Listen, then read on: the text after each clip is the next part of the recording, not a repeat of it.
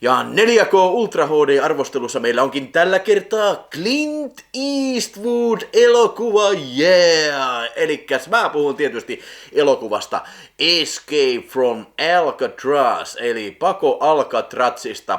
Tää elokuva ilmestyi vuonna 1979 ja sen ohjasi semmonen äijä kuin Don Siegel. Ja tämä jätkä muistetaan myös Dirty-Harryjen ohjaajana ja on pari muutakin Clint Eastwoodin elokuvaa sitten ohjannut, eli nämä herrat on tehnyt aikaisemminkin hyvää yhteistyötä kyllä. Ja Don Siegel näistä ei-Clint Eastwood-elokuvista niin varmaankin parhaiten muistetaan tämä 50-luvun kommunisti Red Scare-paranoia-elokuva, eli Invasion of Body Snatchers. Joo, mutta tässä elokuvassa, kuten nimikin sen jo antaa ymmärtää, paetaan Alcatrazista. Tämä kyseinen Alcatrazin vankila sijaitsi semmoisella Alcatrazin saarella, joka on siis San Franciscon edustalla, ja oli hyvin pahamainen siitä, että se oli maximum security vankila, eli sinne kun sä joudut, niin ei oo kyllä kauhean nopeasti ulos pääsyä, ja se, että se maaperä oli kauhean kallioista, ja vaikka sä pääsisit jotenkin kaivautumaan ulos, niin sen jälkeen sulla on niinku siitä kilometri pari sitten tämmöistä kovasti virtaavaa niinku tämmöistä San Francisco Bay, sitä virtaavaa vettä siinä, eli todennäköisesti kuolet sitten hyiseen veteen. Mutta meidän sankarimme Clint Eastwood sitten joutuu tänne vankilasaarelle, koska hän on yrittänyt aikaisemmin paeta parista edellisestä vankilasta, ja tää on nyt sitten sitä varten, että tästä paikasta tämä jätkä ei varmaan pysty luikertelemaan ulos. Ja sen myös vakuuttaa hänelle tämä vankilan johtaja Patrick McGoogan, tai siis se on sen näyttelijän nimi, mä en nyt muista sen henkilön nimeä, mutta Patrick McGoogan, sehän on siinä mielessä hauska yhteen sattuma, että sehän tunnetaan parhaiten tosta 60-luvun sarjasta tää Prisoner, missä siis Patrick McGoogan näyttelee agenttia, joka on vangittu tämmöiselle kummalliselle dystooppiselle vankilasaarelle, että vähän niin kuin tässä kohtaa on osat vaihtuneet sitten kyllä. Clint ei moisesta lannistu, vaan tutustuu sitten mestoihin ja joutuu sitten riitaan yhden äijän kanssa, mikä yrittää panna sitä persuksiin, siis tää äijä, ja Clint Eastwood vetää sitä turpaa ja molemmat joutuu eristykseen.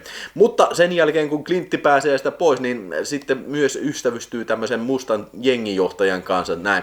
Sitten siellä on pari muutakin äijää tulee linnaan, se oli se Charlie Butts, jota esitti semmonen jävä kuin Larry Hankin, ja siitä tulee sen sellin kaveri tai viereisen sellin kaveri. Ja sitten oli myös aina mahtava Fred Ward, joka näyttelee tätä Clint Eastwoodin vanhaa kaveria. Ja sitten eräänä päivänä Clint Eastwood huomaa sitten, että voi saakeli sentään, nämä seinät on ihan paperia, että nämä on niin vanhat nämä seinät, että sitä pystyy niin kuin sellainen lusikalla pystyy nakuttelemaan sitä seinämää siitä. Ja sitten ai saakeli, siinä on semmoinen ilmastointikanava, että he miettii, että jos pystyy tästä nakuttelee vähän näitä isommaksi, niin saakeli viekö, sitä pääsee ilmastointi sinne seinien väliin, ilmastointi seinän väliin ja sitä kautta ehkä sitten pihalle. No, sitten nämä miehet sitten yhteistuumin alkavat suunnittelemaan pakoa ja alkavat valmistaa kaikkea välineitä siihen pakoreissuun. Loppu nyt jää sitten paljastamatta, että pääsevätkö nämä sällit sieltä pakoon vai ette. Mutta siis kuten varmaan saattoit ehkä päätellä tässä tarinasta, tämä on hyvin tämmönen miesmäinen seikkailuelokuva, pakoelokuva, eli tässä on, oliko tässä yksi vai kaksi naishahmoa tosi lyhyessä roolissa, se kun tuli vierailemaan vankilaan sitä Charlie Buttsia kattoo. Eli tää on miehinen miesten elokuva kyllä, ja mä tykkään siitä, että tää on niin, siis tosi niin kuin fokus tähän vankilasta karkaamistarinaa, ja nämä kaikki hahmot ja nämä kaikki tapahtumat periaatteessa niin kuin palvelee tätä tarinan pointtia. Eihän se ole mitään niin kuin sellaista turhaa niin kuin, tiedätkö, lässyn draamata. Kerrotaan, niin kuin, okei, mitä mun taustat on. Tai että, no kyllä siinä mainitaan, mutta niin kuin, että jäätäis vellomaan. Vaan kaikki niin kuin, on rakennettu sitä varten, sitä itse pakoretkeen varten. Ja kaikkea tätä tukee mahtavasti tämmönen hyvin aavemainen ja minimalistinen score, eli musiikki, jonka on säveltänyt semmonen äijä kuin Jerry Fielding. Siis oikeastaan mulle tuli monta kertaa semmonen fiilis, että siis tää pitäisi olla jossain Invasion of Body Snatchers tai jossain semmosessa leffassa. Meinaan, se on jotenkin niinku tosi semmonen jotenkin semmonen, scary, niin kuin, ikään kuin se olisi kauhuelokuvaskore. Mutta tykkäsin. Ja myöskin tämä elokuva on kuvattu siis hyvin tällään uhkaavaan sävyyn, hyvin tämmöinen synkillä sävyin maalattuna. Tästä kuvauksesta vastasi semmonen äijä kuin Bruce Surte. Hän oli tässä elokuvassa DP, eli Director of Photography, eli pääkuvaaja. Ja se on niin kuin käyttänyt hyvin synkkiä värejä, tai hyvin synkkiä niin kuin käytäviä ja kaikkea, hyvin synkkiä kolkkia tässä vankilassa. Tämä jätkä myös kuvasi ton Dirty Harry, ja siitäkin voitte muistaa, että siellä kun muistatte sen kohtauksen, kun Harry on siellä puistossa esimerkiksi, niin se on hyvin hämäräkuvainen kohtaus tässä, ja tässä todellakin hämäryyttä riittää.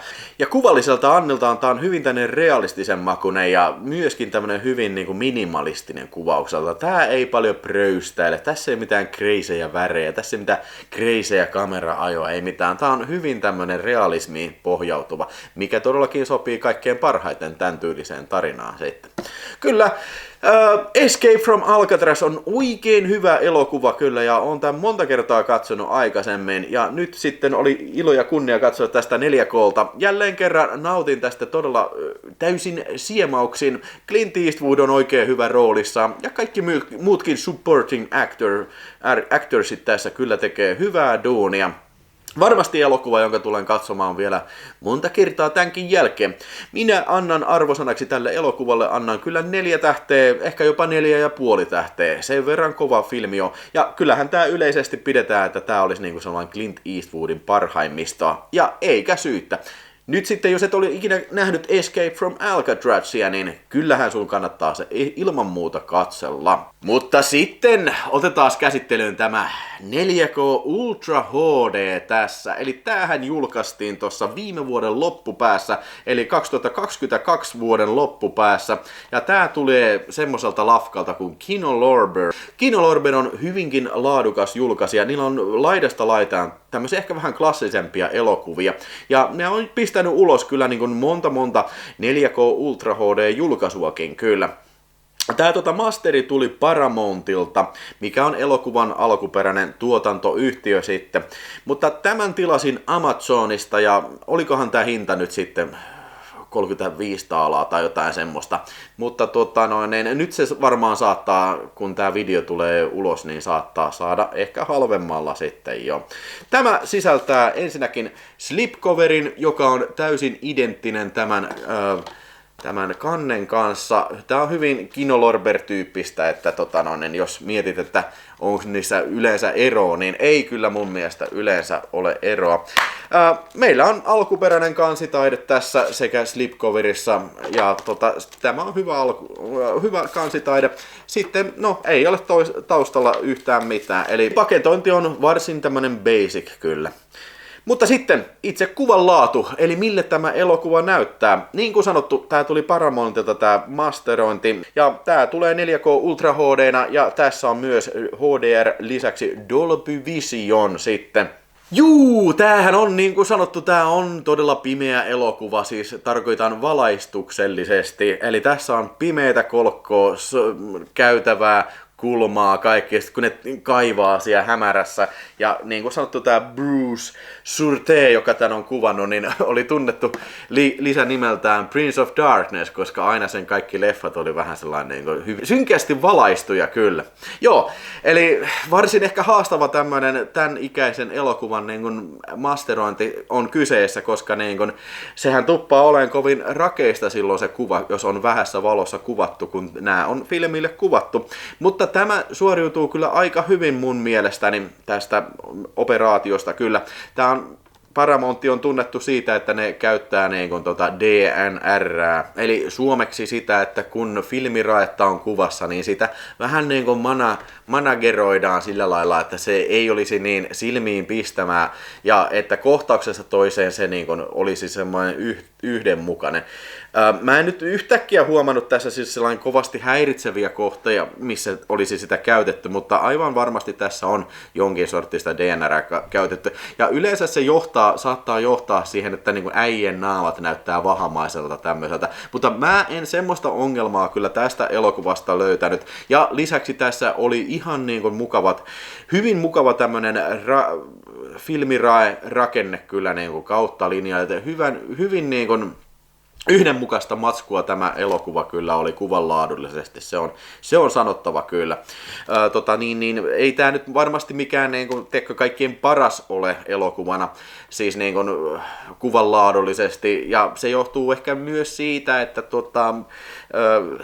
siis se tapa, miten tämä on kuvattu, että ei tämä ole mikään kauhean nätti elokuva kyllä, eikä ole ikinä ollutkaan.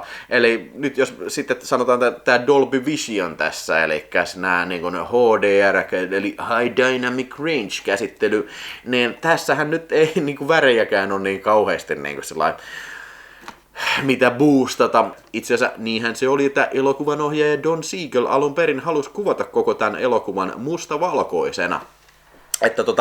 Että sekin saattaa vähän niin kuin olla luonut pohjaa siis tähän visuaaliselle tyylille, mikä on siis hyvin tämmöinen realistinen ja pelkistetty.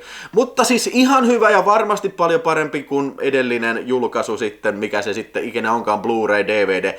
Voisiko tämä näyttää paremmalta? En osaa sanoa. Siis niin kun tekisi mieli joskus haastatella jotain tämmöistä, joka tekee näitä tämmöisiä niin kun DNR-juttuja, HDR-juttuja, että niin kun, minkälaisia ratkaisuja tässä on tehty, mutta sitä en osaa sanoa kyllä.